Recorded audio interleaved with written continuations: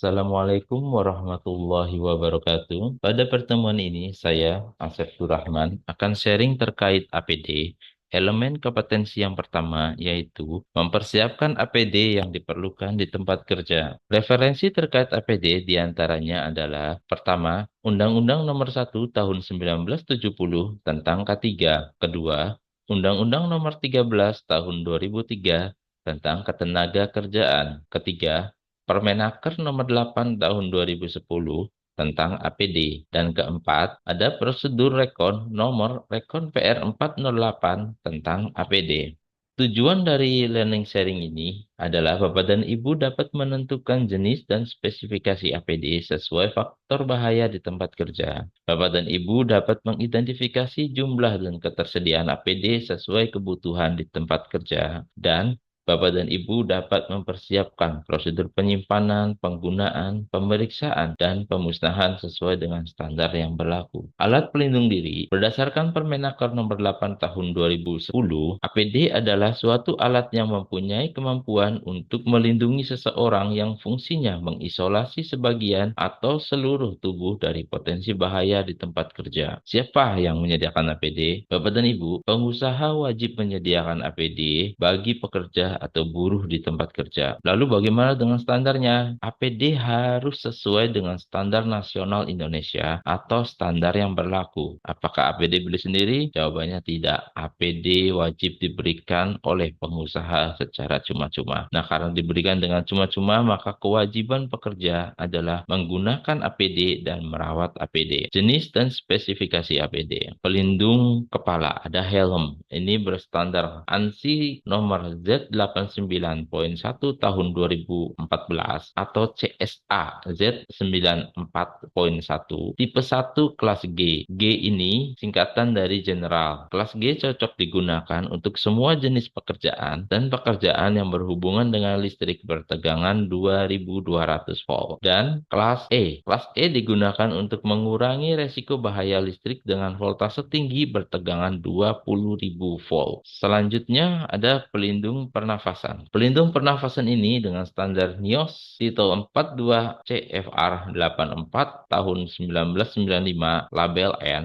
Nah, label N ini adalah not resistant to oil. Jadi respirator dengan kode N menunjukkan bahwa respirator tersebut tidak bisa digunakan dalam lingkungan atau atmosfer yang mengandung oil aerosol atau hanya bisa digunakan untuk area yang free dari oil aerosol atau partikel yang berminyak. Respirator dengan series R, yaitu resistant to oil, dapat digunakan untuk lingkungan yang mengandung oil aerosol di atmosfernya atau partikel yang berminyak. Dan series P, oil proof. Series P ini dapat digunakan untuk lingkungan yang mengandung oil aerosol di atmosfernya atau partikel yang berminyak. Rompi. Rompi ini wajib dilengkapi dengan high visibility sehingga dapat memantulkan cahaya. Pelindung kaki, sepatu. Ini harus berstandar SNI atau ASTM F2413-05 atau ANSI Z41 dengan Protective 299. Pelindung mata, standar SNI atau ANSI Z87.1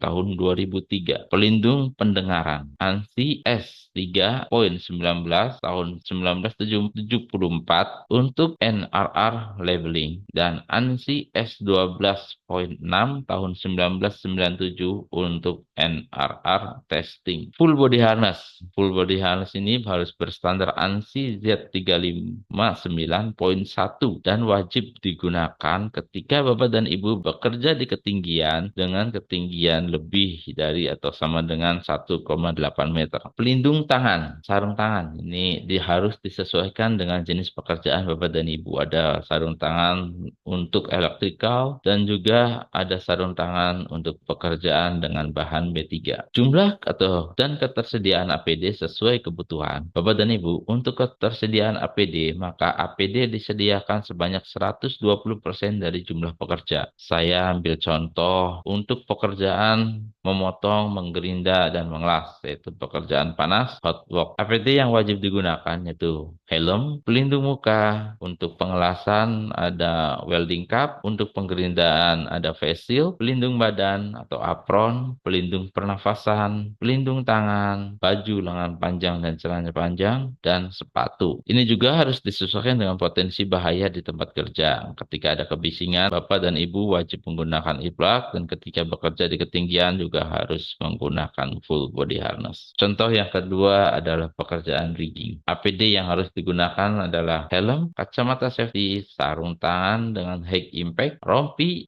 bertuliskan rigger, sepatu safety, baju lengan panjang, dan celana panjang. Dan harus disesuaikan dengan potensi bahaya di tempat kerja. Misalkan ada kebisingan, maka wajib menggunakan earplug. Untuk area yang mengandung bahan beracun, wajib menggunakan masker atau pelindung pernafasan, dan jika di ketinggian, wajib menggunakan full body harness. Prosedur penyimpanan APD. Yang pertama, simpan APD sesuai dengan kelompoknya. Jauhkan dari sinar matahari langsung, simpan APD dengan ventilasi yang baik, dan jauhkan dengan peralatan yang mengeluarkan radiasi dan bahan kimia. Prosedur penggunaan APD, safety helmet. Selalu pakai pengait dagu saat menggunakan safety helmet. Prosedur penggunaan APD untuk earplug. Yang pertama adalah gulung dengan tangan yang bersih, gulung seluruh penyumbat telinga dengan ibu jari dan jari-jari lainnya hingga membentuk silinder yang tipis dan rapat. Yang kedua, masukkan earplug dengan menggunakan satu tangan, angkat bagian atas telinga dengan perlahan untuk membuka liang telinga. Dengan tangan lainnya memasukkan ujung bulat penyumbat telinga. Langkah ketiga, tahan dengan telunjuk. Tahan penyumbat telinga pada tempatnya selama 30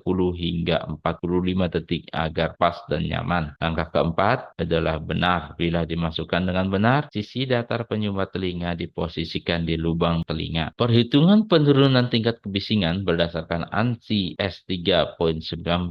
Ketika Bapak dan Ibu membeli produk pelindung pendengaran, di situ tertulis NRR. NRR ini singkatan dari Noise Reduction Rate. Angkanya biasanya 33 atau 40. Nah, Bapak Ibu lihat dibagi 2.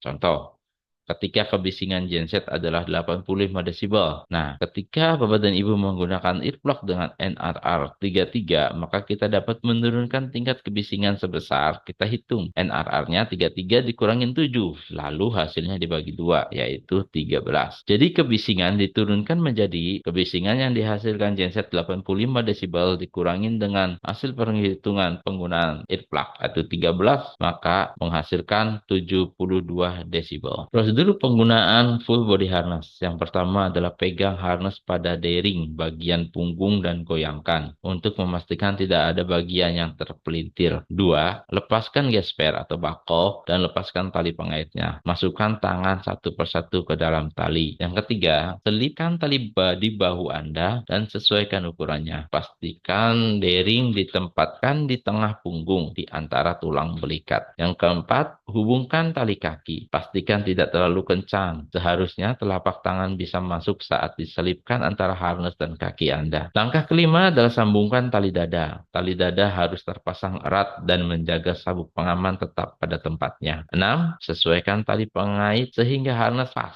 namun memungkinkan Anda bergerak penuh dan dapat jongkok. Prosedur penggunaan APD untuk sepatu. Pertama adalah usahakan selalu gunakan sepatu safety yang menutupi mata kaki saat berada di lokasi proyek. Kedua, pastikan sepatu safety berada di dalam celana saat Bapak dan Ibu melakukan pekerjaan panas. Hal ini agar menghindari percikan dari panas memasuki ke dalam sepatu. Yang kedua adalah pastikan celana dimasukkan ke dalam sepatu saat memanjat. Instruksi penggunaan respirator. Mari kita simak video berikut ini. Sini video kita menggunakan respirator dengan tipe N95. Pastikan tangan dan respirator bersih. Posisikan tai pengait pada luar respirator. Pasang respirator ke hidung dan mulut, dan lalu pasang pengait ke belakang kepala.